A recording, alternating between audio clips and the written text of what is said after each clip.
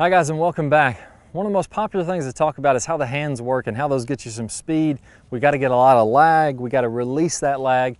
Very important in the golf swing, but a lot of people aren't quite sure, how should my right wrist be moving throughout the swing? This is going to be a perfect video for those of you out there that may be golf instructors or students that are struggling with your lag and release.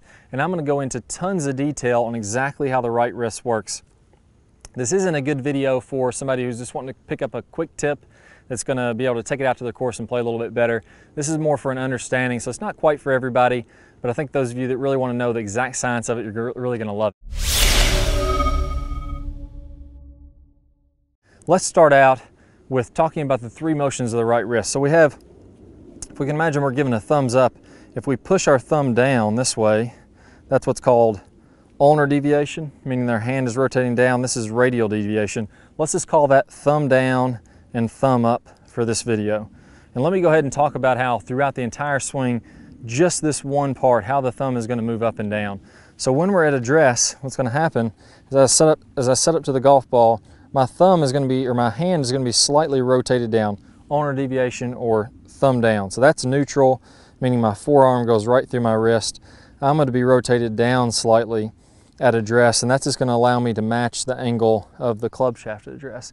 Now, as I do my takeaway, I'm very gradually going to start to get this wrist moving up. It needs to happen very, very slow. If you have a tendency to start to kind of flick the club up, pick the club up very early, I'm getting a lot of thumb up very quick in my swing. I want to feel like I'm keeping that very relaxed and my thumb more down as I'm doing my takeaway. Now, as you go to the top of the swing, I'm going to reach probably about, let's say 80 to 90% of the thumb up that I'm going to get in the entire swing. I'm going to continue to get thumb up, or getting that radial deviation of the thumb back toward my body as I start down, and I'm going to be fully maxed out as my left arm is about parallel with the ground. So I've gone from down at address, here's the top of my swing right here, here's my down swing going even a little bit more up, really getting a lot of lag as I'm starting down.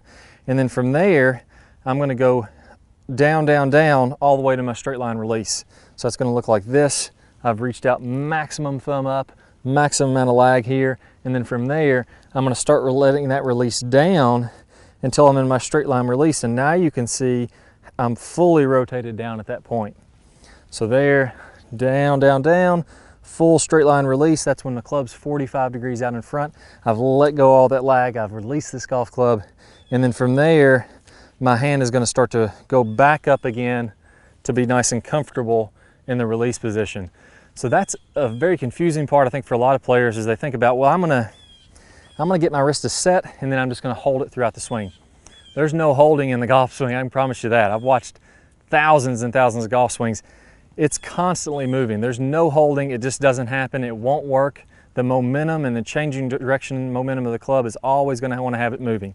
So I'm starting at address, thumb down, up, up, up, top of the backswing, increasing into about halfway into the downswing, releasing that all the way down to the straight line release, and then I'm going to be hinging back up as I come to my follow through. So basically it's doing this as I go throughout the swing. That's how it's happening. It's that nice smooth up and down motion where I'm letting it flow and I'm getting the wrist action to happen in there. That's one of the three pieces that's happening in the golf swing when we're talking about this right wrist. The second one is going to be what's called protraction and, pronation. Protraction would be from the shoulder. Pronation and supination. So you can think of this as if you had a hold of a doorknob. I'm going to turn that doorknob to the left. That's going to be pronation. This would be to the left. That's counterclockwise. If I turn that doorknob to the right, that's going to be supination. As I'm at address, my wrist is hanging fairly neutral. You know, there's not a lot of pronation or supination. As I go to the top of the swing, I'm going to rotate my forearm to the right. I'm going to get that doorknob right. So as I go and I'm opening this up, that allows the club to come back and be on plane. So it looks something like this. Now I'm on plane. As I start down, again, I'm actually increasing, getting that club to flatten out even more. So I'm going, let's say again, about 70, 80, 90% of my supination, doorknob to the right, going back. As I start down, it's actually going a little bit more. And then I'm going into the straight line release. I'm going into pronation or doorknob to the left. So again, rotating open, open, open. As I start down, it's going even more opening to flatten that club out. And then as I'm coming through contact, now it's closing, doorknob to the left to close that down. I'm very close as I get into the straight line release, and then it's going to continue to close on around and be kind of relaxed and neutral as I finish up over my left shoulder. That's how that happens. So same thing with the thumb up, thumb down. We're either doorknob to the right or we're doorknob to the left. We're really at no point in the swing are we just holding a position and then letting it go. It's going to be flowing the entire time, kind of like this type of a motion. It's never really stopping. So we got to let that happen with some speed. We got to let that forearm go. The last motion we're going to talk about here is what we can call palm out and palm in. Is my palm facing into my body? Is it facing out away from my body? The real name for that is extension, meaning that my knuckles are moving back to my elbow. That would be full extension. And then flexion would be my palm is all the way in toward my elbow. Full extension, full flexion. I'm going to call that palm out and palm in. Really just getting that type of a motion. So as I set up at address, my palm is slightly back. And that's because I have a little bit of forward shaft lean. My palm is slightly back just a little bit. As I go to the top of the swing, again, same trend as the last two motions. I'm probably 90% of the way back, 90% of the way in extension as I get to the top of the swing. As I start down, it goes the extra 10% into extension. So I'm going back, I'm letting my wrist hinge back toward my elbows, my knuckles back toward my elbow.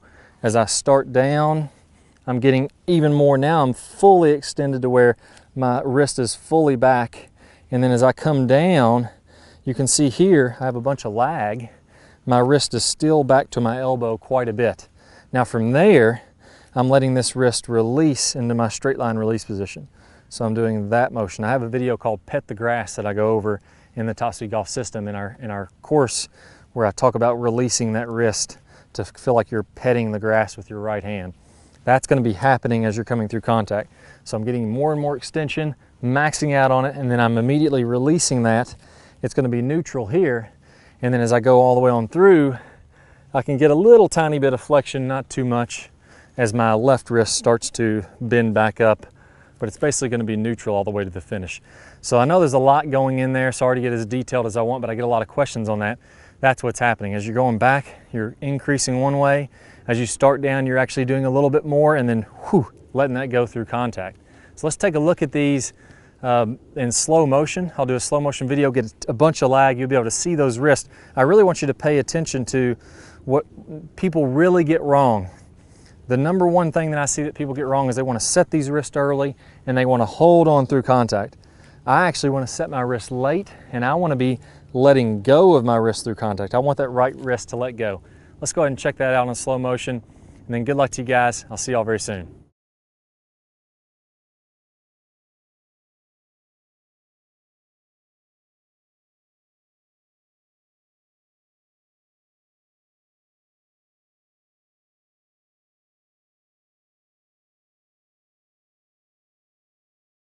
Hi guys, I hope y'all really enjoyed this video. If you did, I got a great bonus for you. I'm going to play a preview from one of my #1 lag videos. Are you struggling to get a lot of lag in the downswing? We know how important that is. We got to get lag. We got to release that lag to really let that club whip through contact.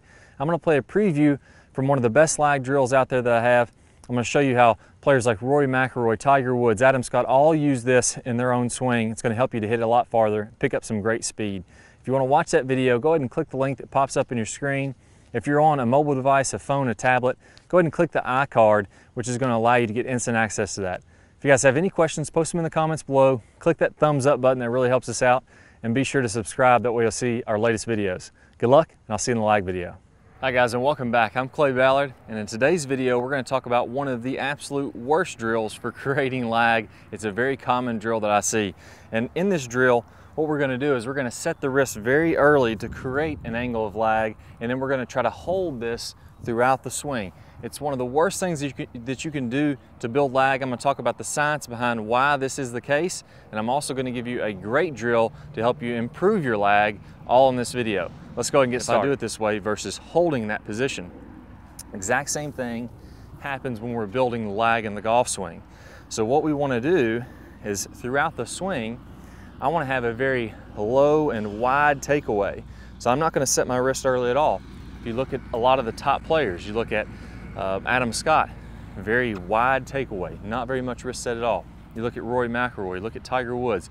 All these players are using a wide takeaway and not getting very much wrist set, so that later in the swing, as we start down, we can increase this wrist set, and we're really only going to max out this angle of lag for a split second in the downswing. Okay, so a 3-step drill here. Now, as we get started with this, I want to remind you that the fulcrum in this golf club for getting a massive amount of lag is right at the end of the golf club. This is where I want my hinge point to be.